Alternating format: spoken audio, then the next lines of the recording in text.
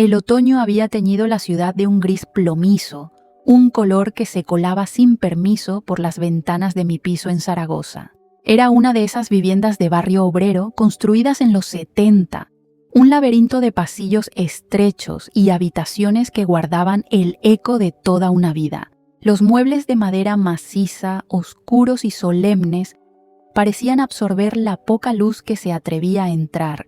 Sobre la cómoda del salón, un ejército de fotografías en blanco y negro y sepia contaba la historia de mi familia, una historia que, hasta ese momento, creía conocer a la perfección. El aire olía a cerrado, a polvo acumulado en los rincones y a ese ambientador de lavanda que mi marido, Antonio, siempre compraba. Acababa de volver del hospital y la casa, mi refugio, se sentía extraña, cargada de una quietud que anunciaba una tormenta.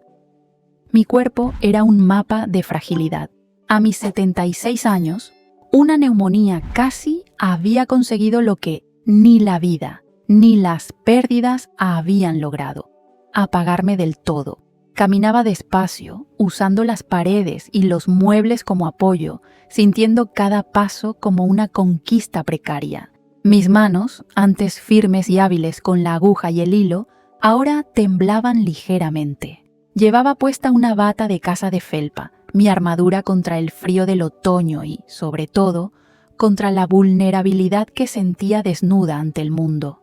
Mi rostro, surcado por las arrugas de una vida de trabajo y sonrisas, ahora mostraba un cansancio profundo. Mis ojos, que siempre habían sido mi rasgo más vivaz, estaban apagados, como si una pesada cortina hubiera caído sobre ellos, ocultando el miedo que me carcomía por dentro. Mi hijo, Javier, me había ayudado a recostarme en la cama con una delicadeza que me pareció casi forzada, teñida de prisa y preocupación. «Descansa, mamá. Ya estás en casa. Tranquila», me dijo, y sus palabras, que debían ser un bálsamo, sonaron huecas en el silencio de la habitación. Arropó mis pies con la manta de lana tejida a mano y se aseguró de que tuviera el vaso de agua al alcance. Sentí su amor, sí, pero también percibí la tensión en sus hombros, el peso de sus propias batallas que, de alguna manera, ahora se mezclaban con la mía. Quería decirle que no se preocupara, que yo estaría bien, pero la verdad es que ni yo misma me lo creía. La enfermedad me había dejado a la intemperie, consciente de mi propia finitud. Cuando Javier salió de la habitación, dejó la puerta entreabierta. Un gesto de cuidado, supuse, para poder oírme si lo necesitaba. Me quedé inmóvil, escuchando el latido sordo de mi propio corazón y el tic-tac implacable del reloj de pared del pasillo, un sonido que había marcado el ritmo de mi existencia durante más de 40 años. Ese reloj había medido las horas de alegría, las noches de insomnio esperando a un hijo adolescente, los minutos de silencio tras la muerte de Antonio. Ahora cada tic-tac parecía un martillazo que subrayaba mi soledad. Cerré los ojos, intentando encontrar un resquicio de paz en la familiaridad de mi cama, pero mi mente era un torbellino de pensamientos oscuros sobre el futuro, sobre convertirme en una carga. Fue entonces cuando la escuché. La voz de Raquel, mi nuera, era un susurro afilado que se deslizó por el pasillo desde el salón. Hablaba por teléfono, con ese tono bajo y confidencial que se usa cuando no se quiere ser escuchado, creyendo que yo estaba profundamente dormida o demasiado debilitada por los medicamentos como para enterarme de nada. Mi cuerpo se tensó al instante. Mis oídos, que parecían haberse rendido al paso del tiempo, se agudizaron con una claridad dolorosa. No era una conversación casual. Había una urgencia en su murmullo, una conspiración velada que hizo que se me helara la sangre en las venas. Me quedé absolutamente quieta, conteniendo la respiración, convirtiéndome en una oyente involuntaria de mi propia sentencia. Al principio, solo captaba fragmentos inconexos. Palabras como médico, estable y problemas flotaban en el aire como cenizas de un fuego lejano. Cada palabra era un pequeño pinchazo en mi corazón. construyendo un mosaico de inquietud que no sabía cómo interpretar. La voz de Raquel era un hilo de seda envenenado, tejiendo una narrativa a mis espaldas, en mi propia casa, el santuario que Antonio y yo habíamos construido con tanto esfuerzo y sacrificio. Sentí una profunda sensación de traición, una invasión a mi intimidad que me dejó sin defensas, vulnerable en el lugar donde se suponía que debía estar más segura. La calma frágil de mi regreso se hizo añicos, reemplazada por una ansiedad asfixiante. Y entonces las palabras llegaron, nítidas y crueles, atravesando el silencio con la precisión de un bisturí. Hubo una pequeña pausa en su conversación, un instante de silencio que pareció durar una eternidad, como si el universo contuviera el aliento antes de asestar el golpe definitivo. Escuché a Raquel decir con una claridad que no dejaba lugar a dudas ni a malas interpretaciones: sí, ya está en casa. El médico dice que está estable, pero ya sabes. Esa pausa fue lo peor, el preludio de la devastación, el momento en el que mi instinto me gritó que lo que venía a continuación iba a romperme por dentro. Me aferré a las sábanas con una fuerza que no sabía que aún poseía, preparándome para el impacto. A ver si esta vez es la definitiva y al fin podremos vender el piso y quitarnos de problemas. La frase no fue un sonido, fue un golpe físico. Sentí cómo el aire abandonaba mis pulmones, cómo el mundo se detenía y giraba violentamente sobre su eje. Cada palabra era un clavo que me fijaba a esa cama, a esa realidad insoportable. No era solo la codicia por el piso lo que me desgarraba, era la deshumanización. De repente yo no era Carmen, la madre de Javier, la abuela de Leo, la viuda de Antonio. Era un obstáculo, un problema, una cuenta atrás cuya solución definitiva era mi propia muerte. Me habían despojado de mi identidad, reduciéndome a un trámite burocrático que se interponía entre ellos y su bienestar económico. La historia de Carmen es la de una herida que se abre en el lugar que consideraba más seguro, su propio hogar. Si sientes que esta historia te atrapa, suscríbete al canal y déjanos un comentario contándonos desde qué rincón del mundo nos estás viendo. Acompañemos a Carmen en este viaje inesperado. El shock inicial dio paso a un dolor frío y profundo, una angustia que se instaló en el centro de mi pecho y comenzó a extenderse por todo mi cuerpo. Me sentía invisible, borrada. El amor de mi hijo, la cordialidad de mi nuera, todo se reveló como una fachada, una actuación paciente mientras esperaban a que yo desapareciera. El piso, que hasta ese momento representaba la seguridad y la memoria de una vida compartida, se transformó en un botín de guerra. Cada rincón, cada objeto, cada fotografía en la pared, de repente tenía un precio. Mi valor como persona había sido tasado y el resultado era cero. Mi único valor residía en mi ausencia. Cerré los ojos con fuerza, intentando bloquear las palabras, pero éstas resonaban en mi cabeza como un eco infinito. Vi el rostro de Antonio el día que firmamos la hipoteca, su sonrisa llena de orgullo y esperanza.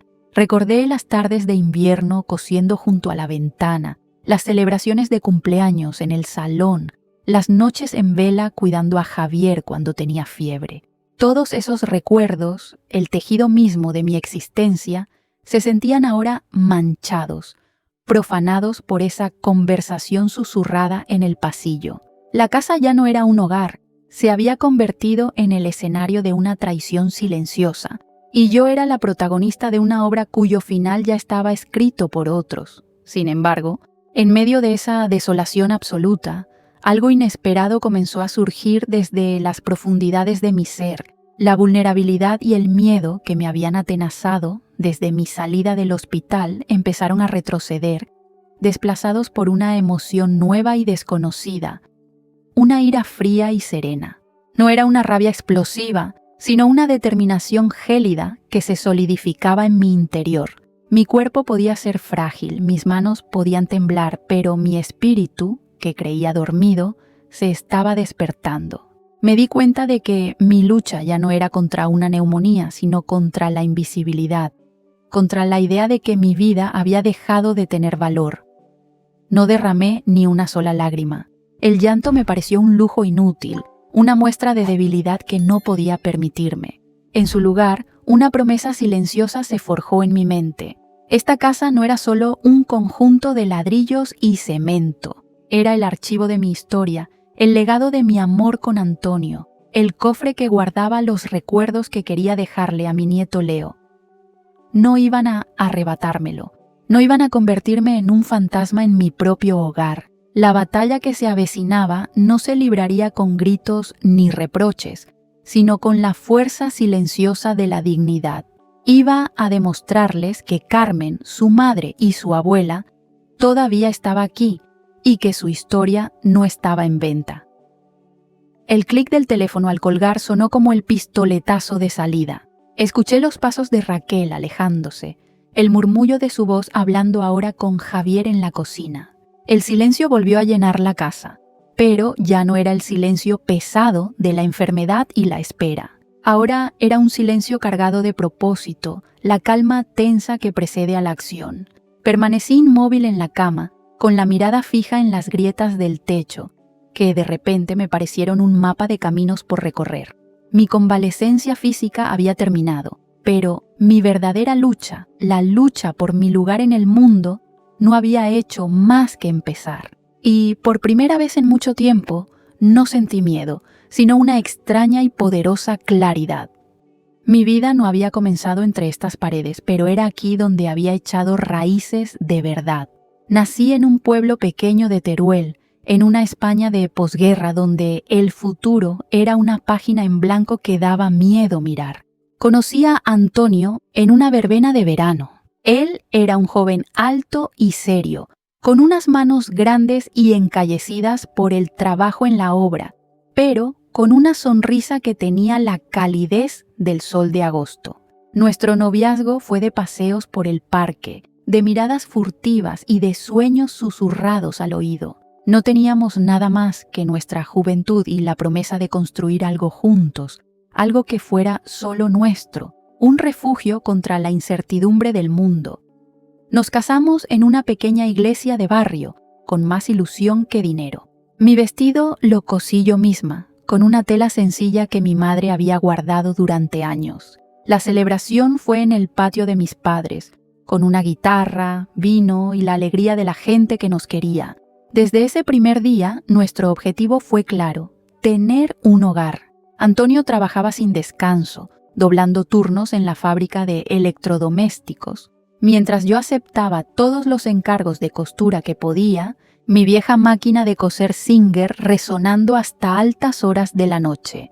Cada peseta ahorrada era un ladrillo más en el muro de nuestro sueño, un pequeño sacrificio que nos acercaba a la meta.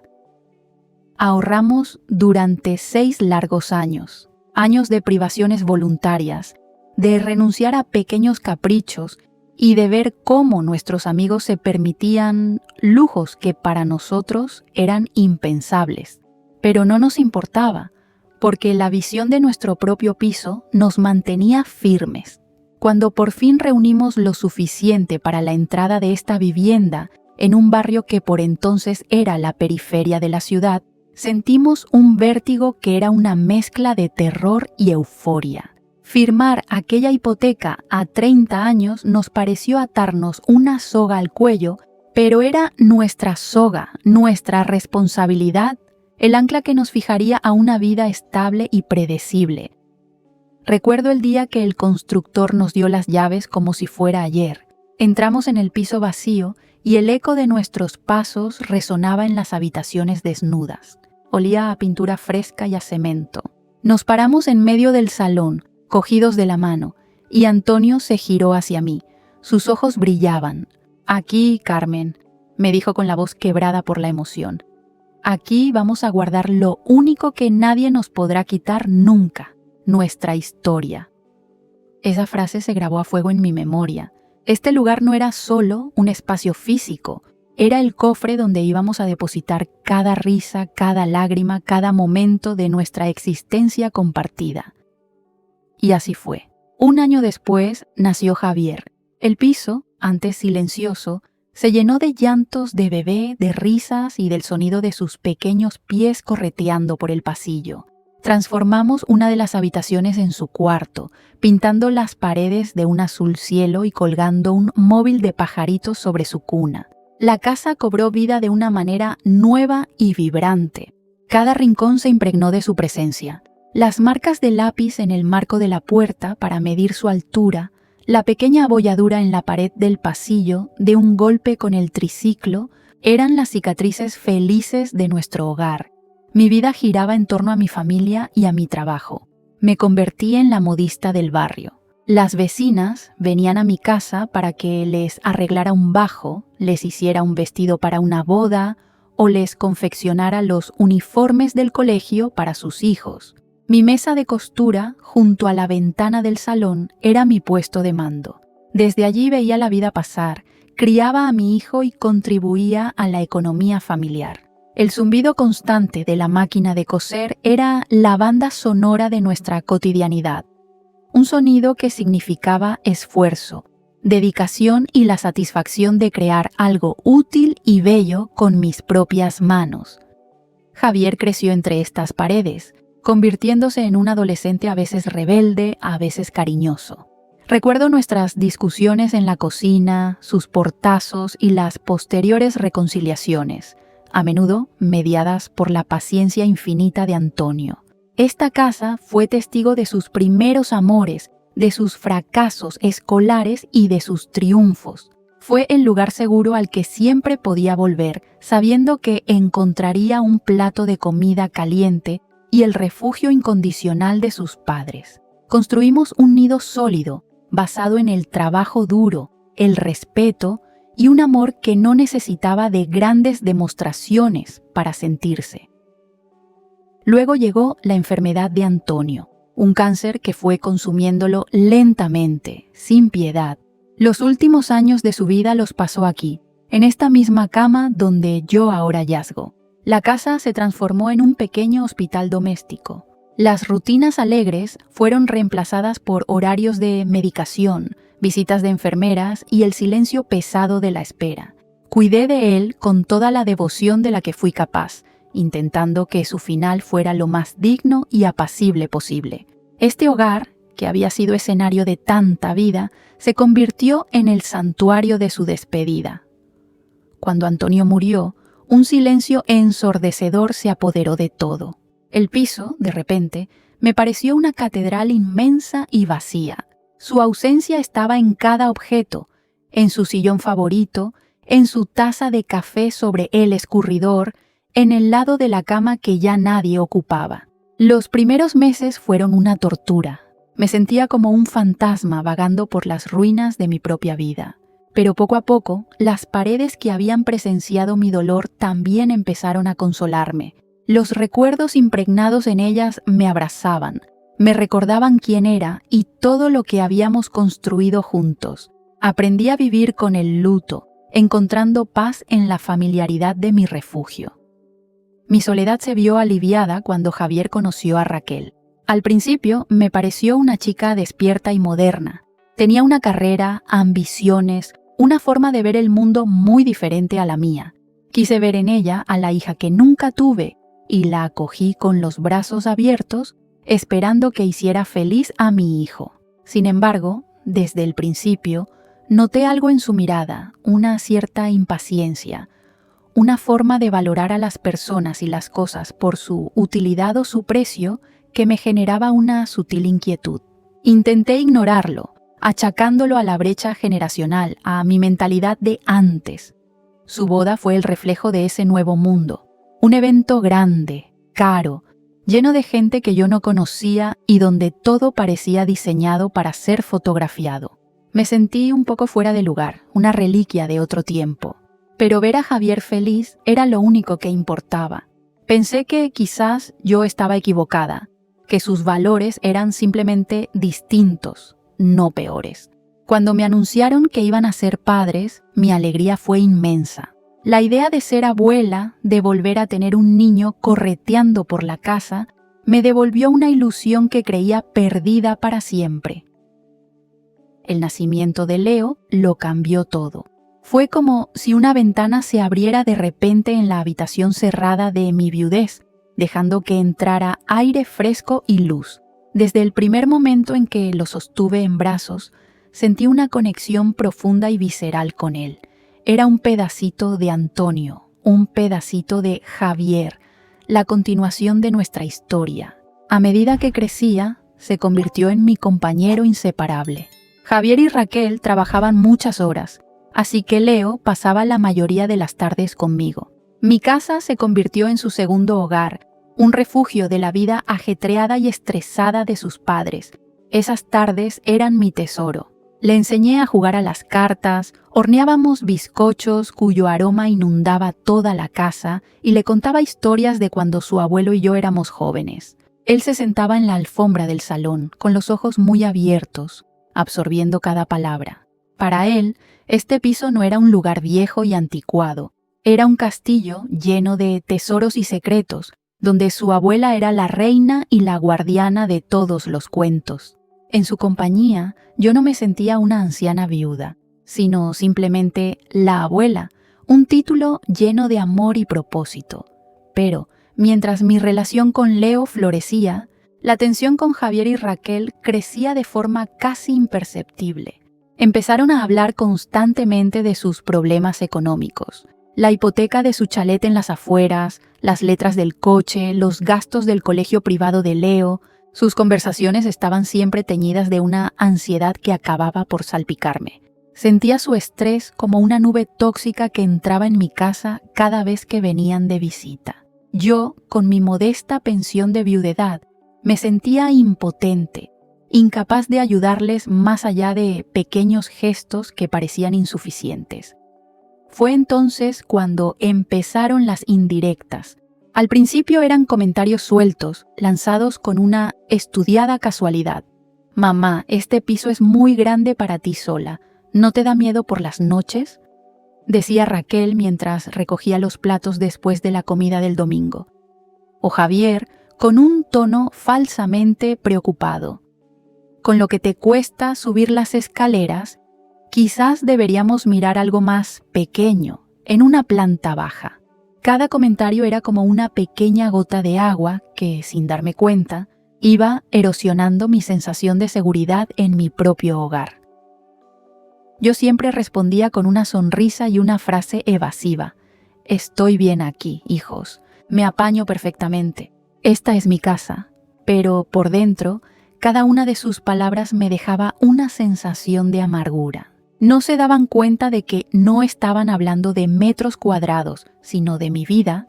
No entendían que cada mueble, cada grieta en la pared tenía un significado para mí. Sentía que me estaban pidiendo que amputara una parte de mí misma, que renunciara a mi historia para solucionar sus problemas presentes. Las comidas familiares de los domingos se convirtieron en un campo de minas. La atmósfera era cada vez más densa. Cualquier tema de conversación parecía conducir inevitablemente a sus dificultades financieras. Hablaban del espacio que necesitaban, de cómo Leo no podía tener amigos en casa porque su habitación era muy pequeña, de las derramas de su comunidad de vecinos. Y aunque no lo decían directamente, la solución a todos sus males flotaba en el aire, tácita y pesada: la venta de mi piso. Empecé a sentirme como el obstáculo que se interponía en el camino de su felicidad. Veía el conflicto en los ojos de Javier. Él estaba atrapado en medio. Por un lado, el amor y el respeto que aún sentía por mí y por la memoria de su padre. Por otro, la presión constante de Raquel y la carga real de sus responsabilidades económicas. Le veía cada día más cansado, con más ojeras, con la mirada ausente. Evitaba quedarse a solas conmigo, como si temiera una conversación que no sabría cómo afrontar. Su debilidad me dolía casi tanto como la codicia de Raquel. Mi hijo, el niño al que había criado para ser un hombre íntegro, se estaba desdibujando ante mis ojos. Una noche, varios meses antes de mi enfermedad, me quedé a dormir en su casa para cuidar de Leo porque ellos tenían una cena de empresa. Me desperté de madrugada para beber agua y los escuché discutir en susurros en la cocina. La voz de Raquel era un siseo furioso. No es justo, Javier. Tus padres lo tuvieron más fácil. A ellos nadie les regaló nada, pero tampoco tenían estas cargas. Nosotros nos estamos ahogando y tu madre sentada en un piso que vale una fortuna. La respuesta de Javier fue débil, casi un murmullo. Raquel, por favor, es su casa, la casa de mi padre. Esa conversación me heló el alma. Supe entonces que no era una idea pasajera, era un plan. A partir de ese momento, la presión se volvió más explícita. Empezaron a dejar sobre la mesa de mi cocina folletos de residencias de ancianos. Mira, mamá, qué bien cuidada estarías aquí, con médicos, 24 horas, actividades. Lo envolvían todo en un discurso de preocupación por mi bienestar. Pero el mensaje subyacente era claro. Vete, déjanos tu sitio, deja de ser un problema. Me sentía acorralada, juzgada por el simple hecho de existir, de ocupar un espacio que ellos codiciaban. La sociedad parecía estar de su parte. Se supone que los mayores debemos apartarnos, facilitar las cosas, no ser un ancla. Intenté ayudarles dentro de mis posibilidades. De mi escasa pensión, sacaba pequeñas cantidades y se las daba a escondidas a Javier, diciéndole que era para los gastos de Leo. Él aceptaba el dinero con la cabeza gacha, lleno de vergüenza. Pero mis gestos no aliviaban la presión. Al contrario, parecían confirmar su visión de mí como alguien de quien se podía disponer. Me sentía cada vez más pequeña, más vulnerable, como si mi valor como persona se estuviera desvaneciendo y solo quedara mi valor inmobiliario. En medio de toda esa tensión, mis únicos momentos de paz eran con Leo. Él era ajeno a las maquinaciones de los adultos. Para él, yo seguía siendo su abuela, la que le contaba los mejores cuentos y hacía las mejores croquetas. Su amor incondicional era el único ancla que me mantenía a flote. A veces, mientras jugábamos en el salón, yo miraba a Javier y a Raquel cuchichear en la cocina y sentía un abismo insalvable entre nosotros. Éramos una familia rota, unida solo por la apariencia y los lazos de sangre, pero dividida por intereses irreconciliables. El estrés crónico y la angustia constante empezaron a pasarme factura. Mi salud, que siempre había sido de hierro, comenzó a flaquear. Pequeños achaques se convirtieron en problemas más serios. El médico me dijo que tenía la tensión por las nubes, que debía evitar las preocupaciones. Una recomendación irónica, considerando que vivía en el epicentro de una tormenta emocional. Sentía que mi propio cuerpo me estaba traicionando, rindiéndose ante una batalla que mi espíritu se negaba a perder. Y entonces, la neumonía. Llegó de forma repentina y violenta, como un ladrón en la noche. Me robó el aire, las fuerzas y casi la vida. Mi ingreso en el hospital fue una experiencia aterradora. Me sentí completamente desvalida, un número en una cama, rodeada de extraños y del pitido incesante de las máquinas. La soledad en la habitación del hospital era aún más profunda que la de mi piso vacío. Allí, despojada de mi entorno, de mis recuerdos, no era nadie. Javier me visitaba todos los días. Su preocupación parecía sincera, pero incluso en sus gestos de cariño se colaba la practicidad. ¿Has pensado qué harás cuando te den el alta, mamá? No puedes estar sola. Cada pregunta sobre mi futuro se sentía como un paso más en su plan. Me hablaba de las dificultades de cuidarme, de lo mucho que trabajaban él y Raquel, preparando el terreno para la solución que ya tenían en mente. Yo, demasiado débil para discutir, me limitaba a asentir, guardando mis pensamientos para mí. Las visitas de Raquel eran un mero trámite. Se quedaba de pie junto a la cama, mirando el móvil, y su conversación giraba en torno a sus propios problemas. Una avería en el coche, una reunión de trabajo estresante, el mal comportamiento de Leo en el colegio. Apenas me preguntaba cómo me encontraba.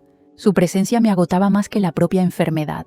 Veía en sus ojos la impaciencia, el cálculo frío de quien espera el desenlace de una situación que le es inconveniente. Un día, escuché parte de la conversación del médico con Javier en el pasillo, justo fuera de mi puerta. Su madre está estable, pero la recuperación será lenta. Necesitará supervisión y cuidados en casa. No es aconsejable que viva completamente sola en su estado actual. Esas palabras, pronunciadas por una figura de autoridad, eran la justificación perfecta que Raquel necesitaba. La validación médica para su plan. Pude imaginar la sonrisa de satisfacción en su rostro sin necesidad de verla. El viaje de vuelta a casa desde el hospital fue uno de los momentos más tristes de mi vida. El silencio en el coche era tan denso que se podía cortar con un cuchillo. Javier intentaba mantener una conversación forzada sobre el tiempo, sobre el tráfico, cualquier cosa para no hablar de lo importante. Raquel miraba por la ventanilla con una expresión indescifrable. Yo me sentía como un paquete frágil que estaban transportando, un objeto que había que colocar en algún sitio. Cuando por fin llegamos a mi portal, la sensación de alivio al ver mi casa se mezcló con un profundo presagio. Y así llegué a este punto. Acostada en mi cama, escuchando esa sentencia telefónica que lo confirmó todo. Los días siguientes a esa revelación fueron un ejercicio de autocontrol. Me envolví en un silencio casi absoluto, moviéndome por la casa como una sombra. Comía lo que me ponían delante sin protestar, tomaba mis medicinas sin rechistar y pasaba la mayor parte del día en mi habitación, con los ojos cerrados, fingiendo dormir. Necesitaba tiempo para pensar, para asimilar el golpe y para decidir mi próximo movimiento. Ellos, por supuesto, interpretaron mi comportamiento a su conveniencia. «Está deprimida», le oí decir a Raquel en voz baja. «Es normal después de un susto así. Ves, Javier, te lo dije. No puede estar sola, no es bueno para ella». Usaban mi dolor como argumento para sus planes, tejiendo una narrativa en la que ellos eran los hijos preocupados y yo la anciana incapaz que necesitaba ser tutelada por su propio bien. La manipulación era tan sutil y perversa que me revolvía el estómago. Cada día era una pequeña obra de teatro. Raquel me traía la bandeja con la comida con una sonrisa que no le llegaba a los ojos. «¿Qué tal te encuentras hoy, Carmen? Tienes que comer bien para ponerte fuerte». Javier entraba en la habitación, me daba una palmada torpe en el hombro y me preguntaba si necesitaba algo, pero siempre evitaba mi mirada, incapaz de sostenerla. Vivir en mi propia casa se había convertido en una tortura psicológica, un recordatorio constante de la traición que anidaba bajo mi techo. En mis momentos de soledad, mi mirada se posaba en la cómoda del salón, donde las fotografías de mi vida me observaban en silencio. Veía a Antonio sonriéndome desde un marco de plata, a un Javier niño con las rodillas peladas, a mis padres en el día de su boda. Esas imágenes no eran simples adornos, eran los testigos de mi historia, la prueba tangible de una vida de amor y sacrificio. Una oleada de ira protectora me recorría. No iba a permitir que convirtieran todo aquello en el capital inicial para una vida que no respetaba su origen. La llegada de Leo cada tarde era como un soplo de aire puro en una atmósfera viciada. Él era el único que me trataba con normalidad. No veía a una enferma ni a un problema. Veía a su abuela. Se tumbaba a mi lado en la cama, con cuidado de no hacerme daño, y me contaba las aventuras del colegio, sus peleas con sus amigos, sus sueños de ser futbolista. Su inocencia era un bálsamo para mi alma herida. Él era la única persona en esa casa que me veía de verdad. Un día, su percepción infantil fue más allá. Me miró fijamente con sus grandes ojos oscuros y me preguntó sin rodeos: «Abuela, ¿por qué estás triste? Ya no sonríes como antes». Su pregunta directa me desarmó. No supe qué responder. ¿Cómo explicarle a un niño de 9 años la complejidad de la decepción, la codicia y el desamor? Me limité a acariciarle el pelo y a forzar una sonrisa que me supo a ceniza. Pero su pregunta se quedó resonando en mi cabeza, recordándome que mi tristeza era visible, real. La tarde siguiente fue el punto de inflexión. Mientras Javier y Raquel mantenían una de sus habituales discusiones en voz baja en la cocina, esta vez sobre una factura de la luz inesperadamente alta, Leo apareció en mi habitación arrastrando un pesado álbum de fotos de terciopelo granate que había encontrado en el fondo de un armario. Lo abrió sobre mi regazo con la solemnidad de quien maneja un tesoro. Sus deditos pasaban por las páginas con cuidado, mirando con curiosidad aquellas caras en blanco y negro de un pasado que no conocía. «Abuela, ¿quién es este hombre que sonríe tanto?», preguntó, señalando una foto de un Antonio joven y pletórico el día de nuestra boda. Y en ese instante algo dentro de mí hizo clic. Miré a mi nieto, a sus ojos llenos de una curiosidad genuina, y supe lo que tenía que hacer. No podía dejar que nuestra historia se perdiera, que fuera borrada por una transacción inmobiliaria. Mi legado para Leo no podían ser solo los ladrillos de este piso, sino los recuerdos y los valores que contenían. Empecé a hablar. Al principio, mi voz era un susurro frágil, debilitado por la enfermedad y la pena. Pero a medida que las palabras fluían, iban ganando fuerza y color. Le conté la historia de cada fotografía. Le hablé de su abuelo, de su bondad, de su fuerza, de cómo construimos juntos ese hogar desde la nada. Le describí las fiestas de cumpleaños en ese mismo salón, los veranos en el pueblo, las navidades con toda la familia reunida alrededor de la mesa. Leo escuchaba fascinado, sin pestañear. Hacía preguntas, quería saber más detalles, se reía con las anécdotas divertidas y ponía cara de pena con las tristes. Por primera vez en semanas no me sentí como una carga o un obstáculo. Me sentí como lo que realmente era, una matriarca, la guardiana de la memoria de nuestra familia. Hablar de mi pasado no era un lamento, era una reivindicación, era recordar en voz alta, para mí y para él, el valor incalculable de lo que ellos querían vender por un precio de mercado. En ese momento, mientras veía el rostro iluminado de mi nieto, mi resolución se solidificó como el acero. La batalla que iba a librar no era por egoísmo ni por aferrarme al pasado. Era una batalla por la dignidad, por la memoria y, sobre todo, por el futuro. El futuro de Leo, un futuro en el que él supiera de dónde venía, cuáles eran sus raíces. Entendí que mi hogar no era solo mi refugio, era también su herencia. Una herencia no de dinero, sino de identidad. Y esa herencia, decidí en ese preciso instante, no estaba en venta. Llegó el domingo y con él la comida familiar que se había convertido en un ritual de tensión silenciosa. El olor del pollo asado con patatas, un plato que antes era sinónimo de celebración, ahora solo impregnaba el aire de una formalidad pesada. Nos sentamos a la mesa del salón, la misma que había presidido tantas navidades y cumpleaños. Javier se situó frente a mí con la mirada clavada en su plato, evitando la mía a toda costa. Raquel, a su lado, forzaba una sonrisa mientras cortaba la comida de Leo con una eficiencia mecánica. El único sonido, aparte del tintineo de los cubiertos, era la voz de Leo contándome con entusiasmo los detalles de un partido de fútbol del colegio. Él era el único punto de luz en una habitación que se había llenado de sombras. La conversación de los adultos era forzada, un torpe intercambio de monosílabos sobre el tiempo y trivialidades del trabajo. Sentía sus miradas de reojo, evaluándome, midiendo el momento adecuado para lanzar su ofensiva. Yo comía despacio, con una calma que no sentía por dentro, pero que sabía que era mi única armadura. Cada bocado era un acto de resistencia, una forma de decirles que todavía estaba allí, que ocupaba mi silla, mi lugar en la cabecera de la mesa, el trono desde el que había reinado sobre esta familia durante décadas. La comida transcurría con la lentitud de una cuenta atrás, y yo sabía perfectamente qué era lo que esperaban al final de los postres.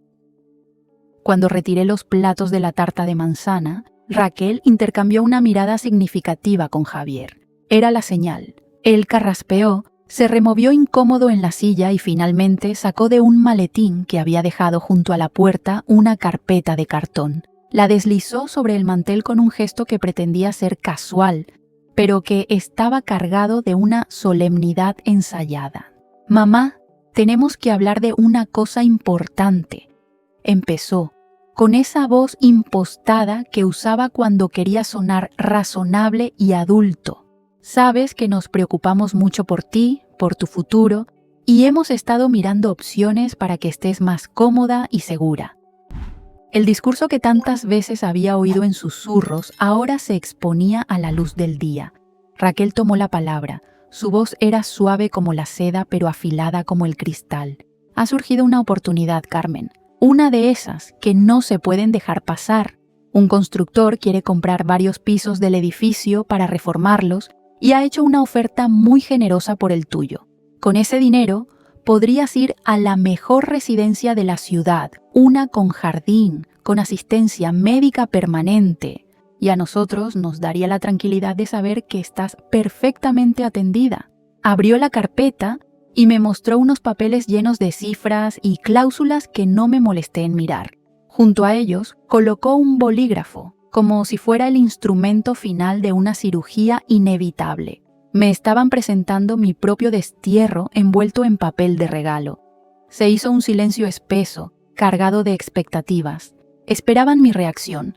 Quizás lágrimas, quizás una débil protesta, quizás la resignación de una anciana vencida por las circunstancias y la lógica aplastante de sus argumentos. Vi la ansiedad en el rostro de Javier, la impaciencia mal disimulada en el de Raquel. Leo, a mi lado, había dejado de comer su tarta y nos miraba a todos con sus ojos grandes y confundidos, percibiendo la gravedad del momento sin entender la causa. El tic-tac del reloj de pared del pasillo parecía gritar en la quietud, marcando los segundos de mi decisión. Sentí el peso de toda mi vida convergiendo en ese instante, en esa mesa, frente a ese contrato. Pero las lágrimas no llegaron. El miedo que me había atenazado durante semanas se había disuelto, reemplazado por una claridad helada y una fuerza que surgía desde las raíces más profundas de mi ser. No miré los papeles, no miré las cifras que supuestamente tasaban mi existencia. En lugar de eso, lentamente, bajé la vista y busqué la mano de mi nieto, que descansaba sobre el mantel.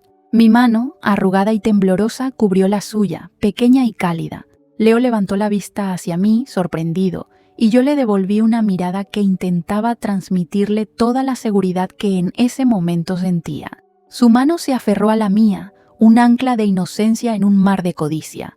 Fue un gesto simple, casi instintivo, pero cambió por completo la dinámica de la habitación. Al tocar a Leo, no solo buscaba su consuelo, sino que estaba reclamando mi legado. Estaba trazando una línea invisible que los separaba a ellos de nosotros, del pasado y el futuro que yo representaba.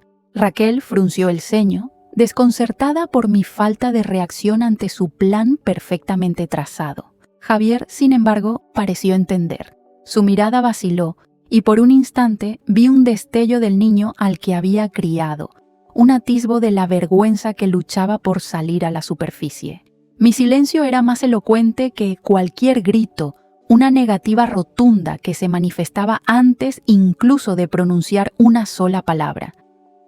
Entonces, levanté la cabeza y clavé mis ojos en los de mi hijo. No había ira en mi mirada, ni siquiera reproche, solo una profunda y dolorosa decepción y una firmeza que no había sentido en años. Dejé que el silencio se prolongara un poco más, obligándole a sostener mi mirada, a enfrentarse a lo que estaba haciendo, no como un gestor de problemas, sino como el hijo de Antonio y Carmen. Quería que viera en mis ojos no a una anciana senil a la que se puede tutelar, sino a la mujer que le dio la vida, la que le enseñó a caminar en ese mismo pasillo, la que le curó las heridas y celebró sus triunfos. Cuando por fin hablé, mi voz no tembló. Salió clara, serena y con un peso que hizo vibrar el aire de la habitación. Javier. Comencé llamándole por su nombre, sin el apelativo de hijo, marcando una distancia solemne. El día que tu padre y yo firmamos la hipoteca de este piso, cuando entramos aquí por primera vez y todo estaba vacío, me cogió de la mano justo en medio de este salón y me dijo una cosa que no he olvidado nunca. Hice una pausa, dejando que mis palabras calaran, que la memoria de su padre entrara en la habitación y se sentara a la mesa con nosotros como un testigo silencioso pero imponente. Me dijo: «Aquí, Carmen, aquí vamos a guardar lo único que nadie nos podrá quitar nunca, nuestra historia». Repetí la frase lentamente, saboreando cada palabra, imbuyéndola de todo su significado. Vi cómo la mandíbula de Javier se tensaba, cómo sus ojos se humedecían ligeramente al evocar la figura de su padre. Raquel se removió en su asiento, visiblemente incómoda, como si la presencia de un fantasma honorable hubiera desbaratado su estrategia puramente materialista. El valor sentimental, ese concepto que ella despreciaba, se había materializado de repente, convirtiéndose en un argumento irrefutable que sus cifras no podían combatir. Apreté con más fuerza la mano de Leo, sintiendo el latido de su pulso, la continuación de esa misma historia. Y entonces asesté el golpe final, la conclusión a la que me había llevado toda una vida de amor y sacrificio. «Esta casa no tiene un precio, Javier», continué, y mi voz se elevó una fracción no en volumen sino en autoridad. «Tiene un valor, el valor de cada noche que tu padre pasó sin dormir preocupado por pagarla. El valor de cada centímetro de tela que cosí en esta mesa para poder comprarte tus primeros zapatos. El valor de tus risas de niño en el pasillo y de las lágrimas que derramé en esta cama cuando tu padre se fue». Cada palabra era un ladrillo más en el muro que estaba construyendo a mi alrededor, una fortaleza inexpugnable de dignidad. Javier ya no podía sostener mi mirada. La bajó hacia el contrato que yacía sobre la mesa y lo vio por lo que realmente era. No una solución, sino una traición, una profanación. Pude ver en su rostro el conflicto de un hombre atrapado entre dos mundos, el de los valores que le habían inculcado y el de las presiones que le ahogaban. Pero en ese momento la balanza se inclinó de forma definitiva. La memoria de su padre y la dignidad de su madre pesaban más que cualquier deuda. Y mientras yo viva, concluí, con una calma que sellaba cualquier posibilidad de réplica, ese valor no está en venta. La frase quedó suspendida en el aire, rotunda, inamovible, como una sentencia dictada por un tribunal superior al suyo. No era una negociación, no era una súplica, era una declaración de soberanía. Yo era la reina en mi castillo y acababa de recordarles a todos quién ostentaba la corona. La matriarca que creían debilitada y a punto de abdicar se había erigido con una majestad inesperada, defendiendo no solo unas paredes, sino la esencia misma de su identidad y la de su familia. El silencio que siguió fue diferente. Ya no era tenso, sino pesado, lleno de todo lo que no se había dicho y que ahora era innecesario decir. Javier, con un gesto lento y deliberado, como si le pesara el mundo entero, alargó la mano, cogió el bolígrafo y la carpeta y los metió de nuevo en su maletín. No dijo nada, no podía. Cualquier palabra habría sido superflua, una excusa patética ante la magnitud de la lección que acababa de recibir. Su vergüenza era palpable, una capa de ceniza que cubría su rostro y encorvaba sus hombros. Había sido derrotado, no por una discusión, sino por el poder indestructible de la memoria. Raquel se quedó paralizada, con la boca entreabierta y una expresión de incredulidad y rabia contenida en el rostro. Su plan, tan cuidadosamente elaborado, se había desmoronado ante una simple declaración de principios. Me miró con una furia fría, la de quien ha perdido una batalla que creía ganada de antemano. Pero no se atrevió a decir nada. Sabía que había perdido no solo la discusión, sino también cualquier atisbo de autoridad moral en esa casa. En ese instante se convirtió en una extraña, una invitada cuya presencia ya no era bienvenida de la misma manera. El abismo entre nosotras se había vuelto insalvable. Leo, que había permanecido en silencio durante todo el intercambio, pareció entender a su manera lo que había ocurrido. No comprendía las palabras sobre hipotecas o ventas, pero había sentido la victoria de su abuela. Me miró, soltó mi mano y, en un gesto de una lealtad infantil y pura, se levantó de su silla, rodeó la mesa y me abrazó con fuerza por el cuello, apoyando su cabeza en mi hombro. Ese abrazo fue mi verdadero trofeo, la confirmación de que había luchado por la razón correcta. Había defendido nuestro refugio, nuestro pequeño reino de cuentos y bizcochos, y mi heredero estaba a mi lado. La comida había terminado. Nadie tocó la tarta de manzana que seguía a medio comer sobre la mesa. El ambiente era irrespirable para ellos. Poco después se levantaron para marcharse. La despedida fue torpe y fría. Raquel murmuró un adiós casi inaudible sin mirarme. Javier se acercó, intentó decir algo, pero las palabras no le salieron. Se limitó a posar una mano en mi hombro, un gesto que ahora se sentía cargado de un arrepentimiento que tardaría mucho en sanar. Vi cómo se iban por el pasillo, y por primera vez en mucho tiempo no sentí pena ni soledad al verlos partir. Sentí paz, la paz de haber ganado la batalla más importante de mi vida. ¿Te está gustando esta historia? Deja un like y suscríbete al canal. Ahora continuamos con el vídeo.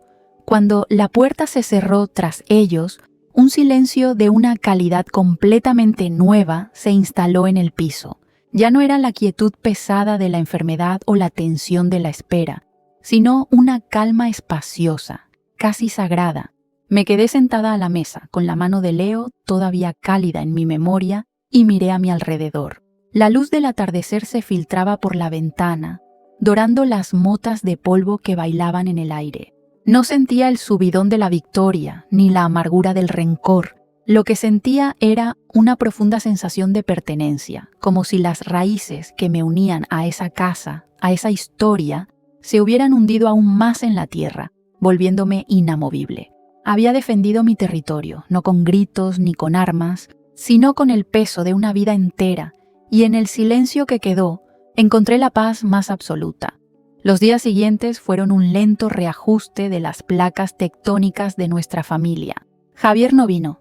Llamaba por teléfono a diario, con una voz extraña, una mezcla de culpa y respeto que nunca antes le había escuchado. Sus preguntas sobre mi salud eran ahora detalladas, sus silencios elocuentes. Raquel no dio señales de vida y su ausencia fue un alivio, el aire que necesitaba para respirar sin sentirme juzgada. Yo no forcé nada. Aproveché esa distancia para sanar de verdad, no solo la neumonía que había atacado mis pulmones, sino la herida más profunda que sus palabras habían abierto en mi alma. Me movía por la casa con una nueva lentitud, pero esta vez no era por fragilidad, sino por deleite, redescubriendo cada rincón como si fuera la primera vez. Una tarde, casi una semana después de aquel domingo, Javier apareció en la puerta. Venía solo, cargado con bolsas de la compra llenas de fruta fresca, yogures y el pescado que a mí me gustaba. No era un gesto grandilocuente, sino un acto de servicio humilde, una ofrenda de paz. Se sentó en la cocina mientras yo guardaba las cosas, y el silencio entre nosotros ya no era incómodo, sino reflexivo. No pronunció la palabra perdón, pero estaba implícita en cada uno de sus movimientos, en la forma en que evitaba mi mirada para luego buscarla con una sinceridad casi infantil. Supe en ese momento que mi hijo, el hombre ahogado por las deudas y las presiones, estaba empezando a encontrar el camino de vuelta a casa. Yo, por mi parte, entendí que mi papel no era el de jueza. No le eché en cara su debilidad ni la crueldad de su mujer. Simplemente le serví un café y le pregunté por su trabajo. Hablamos de cosas sencillas, de Leo, del tiempo, pero bajo esa superficie de normalidad se estaba firmando un nuevo tratado. Un tratado basado en límites que yo, con mi recién descubierta fortaleza, había establecido. Él ya no me veía como una carga o una responsabilidad, sino como su madre, una figura de autoridad moral a la que le debía un respeto que había olvidado. No se trataba de perdonar, sino de redefinir nuestra relación sobre una base de dignidad mutua. Y en esa tarde de otoño, con el aroma del café llenando la cocina, dimos el primer paso. Esa misma semana, algo en mí se despertó definitivamente. Una mañana, sentí una energía que creía perdida para siempre. Abrí de par en par las ventanas del salón, dejando que una corriente de aire fresco barriera los últimos vestigios de enfermedad y tristeza. Fui al trastero y saqué mi vieja máquina de coser Singer, cubierta por una funda de plástico amarillenta. La limpié con un cuidado reverencial, la aceité y la enchufé. El primer zumbido del motor al cobrar vida fue como escuchar el latido de mi propio corazón recuperando su ritmo. El sonido familiar, la banda sonora de mi vida de trabajo y creación, llenó la casa y ahuyentó a todos los fantasmas. Carmen, la modista, había vuelto a su puesto. Empecé con pequeños encargos para las vecinas. Un bajo de un pantalón, un vestido que se había quedado estrecho, las cortinas de la mercería de la esquina. No lo hacía por el dinero, que apenas necesitaba, sino por la sensación de propósito. Cada puntada era una afirmación de mi valía, un recordatorio de que mis manos, aunque temblorosas, todavía sabían crear, arreglar, dar servicio. Volver a mi oficio me reconectó con mi comunidad, me sacó del aislamiento de la viudez y la convalecencia. Dejé de ser la pobre viuda del quinto para volver a ser Carmen, la que te sacaba de un apuro con su aguja y su hilo, una pieza útil y respetada en el engranaje del barrio. Mi siguiente proyecto fue el balcón. Durante la enfermedad de Antonio y mi posterior viudez, lo había abandonado por completo. Ahora lo veía como una extensión de mi propio estado de ánimo, mustio y gris. Así que un día bajé al vivero y volví cargada de sacos de tierra y macetas de geranios rojos, fucsias y blancos. Hundir las manos en la tierra, sentir su frescor y su olor, fue una terapia increíblemente poderosa. Mientras plantaba cada flor, sentía que estaba plantando nuevas raíces para mí misma. En pocos días, mi balcón se convirtió en una cascada de color que contrastaba con la fachada monótona del edificio, un grito silencioso y alegre que proclamaba: «Aquí dentro todavía hay mucha vida». La casa entera se transformó. El olor a cerrado fue reemplazado permanentemente por el aroma a bizcocho de limón y a potaje de lentejas. La cocina, que se había convertido en un lugar de paso, recuperó su condición de corazón del hogar. Las visitas de Leo se hicieron más frecuentes y largas. Javier lo traía después del colegio y se quedaba un rato, pero a menudo era Leo quien pedía quedarse más tiempo. Mi casa volvía a ser su refugio, un lugar donde las prisas y el estrés de sus padres no podían entrar. Aquí el tiempo se medía en páginas de cuentos leídos y en manos manchadas de harina. El valor de mi hogar se multiplicaba con cada una de sus risas. Mi relación con mi nieto alcanzó una nueva profundidad. Ya no era solo su cuidadora, sino su mentora. Le enseñé a cuidar de los geranios, a distinguir las hierbas aromáticas por su olor, a amasar el pan. Se convirtió en mi pequeño aprendiz, absorbiendo no solo conocimientos prácticos, sino también las historias que yo iba desgranando mientras trabajábamos juntos. Le hablaba de su abuelo, de sus manías, de su risa, construyendo un puente de memoria entre la generación que se fue y la que estaba creciendo. Estaba tejiendo activamente el legado por el que había luchado, asegurándome de que sus raíces fueran profundas y estuvieran bien nutridas de amor y de historia. Un día, mientras leía los anuncios en el tablón del centro cívico del barrio, vi un cartel que anunciaba un taller de memoria para mayores. Sentí un pequeño nudo de miedo, el temor a exponerme, a salir de mi zona de confort. Pero la nueva Carmen, la que había plantado geranios y resucitado su máquina de coser, no se dejó intimidar. Me apunté esa misma mañana. Acudir cada martes a clase se convirtió en un ritual. Conocí a otras mujeres, viudas como yo, con sus propias historias de lucha y supervivencia. Juntas reíamos, nos frustrábamos con los ejercicios y compartíamos cafés. Había dejado de ser una isla. Estaba reconstruyendo mi vida social, mi independencia, mi mundo. La relación con Raquel nunca se recuperó del todo y aprendí a aceptar que estaba bien así. Se estableció entre nosotras una cordialidad distante, una paz armada mantenida por el bien de Javier y, sobre todo, de Leo.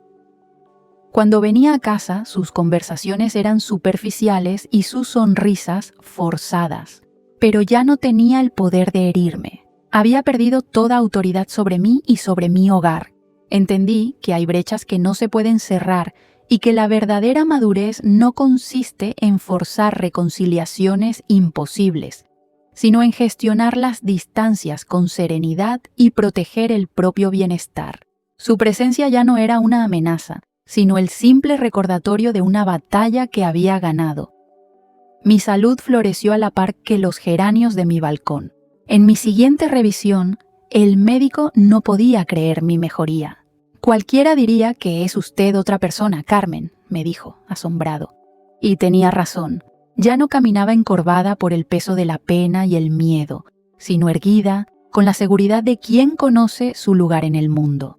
La energía que sentía no venía de las medicinas, sino de mi interior, de la decisión de vivir plenamente en lugar de simplemente esperar el final. Mi casa, que casi se convierte en mi tumba simbólica, era ahora la fuente de mi vitalidad, mi gimnasio, mi taller, mi refugio y mi centro de operaciones. Con el tiempo, llegué a comprender a mi hijo sin rencor. Vi en él el reflejo de una generación atrapada entre el deber filial y las presiones asfixiantes de una sociedad que valora más el tener que el ser. Su amor por mí nunca había desaparecido. Simplemente había sido sepultado bajo capas de ansiedad económica y la influencia de una pareja con otros valores. Mi firmeza no lo había alejado, sino que le había dado un ancla, un recordatorio de los principios con los que había sido educado. Mi victoria no fue una victoria sobre él, sino una victoria para ambos, una lección sobre el verdadero significado de la riqueza que nos salvó de un error irreparable. Y así, mi vida encontró un nuevo equilibrio, sereno y luminoso. Me gustaba sentarme en el balcón por las tardes, con una labor de costura en el regazo, rodeada del rojo intenso de mis flores y observar la vida del barrio. No me sentía sola, me sentía conectada a todo, dueña de mi tiempo, de mis decisiones y de mi historia. Ya no esperaba que vinieran a cuidarme. Mi esperanza residía en algo mucho más poderoso, en el simple y profundo placer de despertarme cada mañana en mi hogar, sabiendo que cada nuevo día era un regalo que yo misma me había encargado de defender y que ahora vivía plenamente en mis propios y valiosos términos. ¿Has vivido alguna historia que cambió tu forma de ver la vida? Dejen un corazoncito si creen que siempre se puede empezar de nuevo. Suscríbanse para más historias reales que tocan el corazón. Comenten, la vida siempre enseña. Si ustedes también creen en las segundas oportunidades,